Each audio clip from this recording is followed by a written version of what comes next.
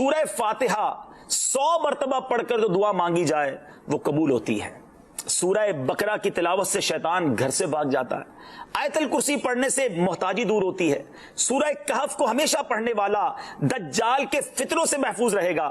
والدین کی قبر پر ہر جمعہ سورہ یاسین کی تلاوت کرنے سے اس کی حروف کی تعداد کے برابر ان کے گناہ بخش دیے جاتے ہیں.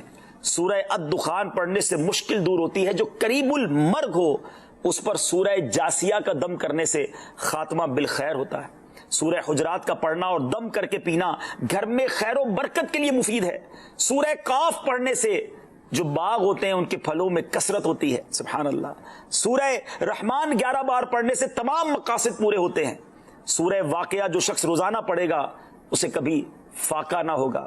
سورہ ملک کو ہر رات پڑھنے والا عذاب قبر سے محفوظ رہے گا. سورہ مزمل کو 11 بار پڑھنے سے ہر مشکل آسان ہو جاتی ہے.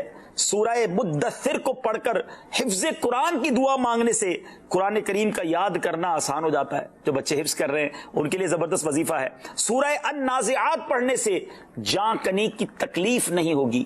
سورہ دحا پڑھنے سے بھاگا ہوا آدمی واپس آ جائے گا. سورہ علم نشرح کو جس مال پر پڑھ دیا جائے اس میں خوب برکت ہوتی ہے.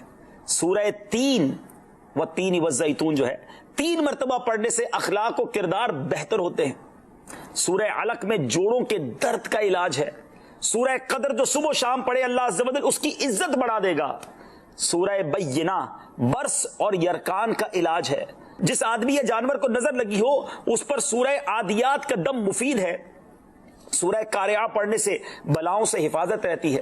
سورہ تکاثر کو 300 بار پڑھنے سے جلد قرض ادا ہو جاتا ہے. کئی لوگ کہتے ہیں جناب قرض بہت ہے چلے قرآن کا وظیفہ لے لیں الہاکم التکاثر. یہ جو سورت ہے 300 بار پڑھنے سے بہت جلد قرض اتر جاتا ہے. سورہ عصر پڑھنے سے غم دور ہو جاتا ہے. سورہ ہمزہ اور سورہ فیل دشمن کے شر سے حفاظت کے لیے اور سورہ قریش جان کی حفاظت کے لیے بڑی مجرب ہے, بڑا کمال کا وظیفہ ہے. سورہ ماعون بڑی مشکل کے وقت میں پڑھنا بہت مفید ہے. سورہ کوثر کی تلاوت سے بے اولاد صاحب اولاد ہو جاتا ہے. کئی بے اولاد بھی وظائف مانگ رہے ہوتے ہیں. سورہ کافرون 1/4 قرآن کے برابر ہے. سورہ زلزال نصف قرآن کے برابر ہے. سورہ اخلاص 1/3 قرآن کے برابر ہے. اور سورہ فلق اور سورہ ناس سے جن اور شیطان اور حاسدوں کے